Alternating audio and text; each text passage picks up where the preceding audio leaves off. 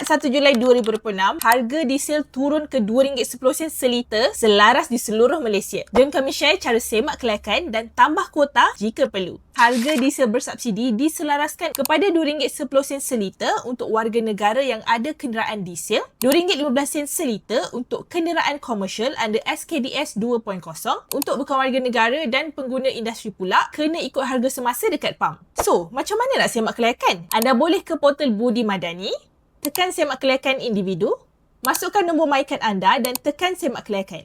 Kalau layak dan anda nak mohon tambahan kuota, pastikan kenderaan anda jenis Jeep atau pickup dan didaftarkan atas nama pemegang lesen memandu yang layak. Mula-mula tekan butang log masuk atau daftar, login guna My Digital ID, tekan Budi Rakyat, pilih permohonan kelaikan tambahan budi diesel, tekan mohon sekarang.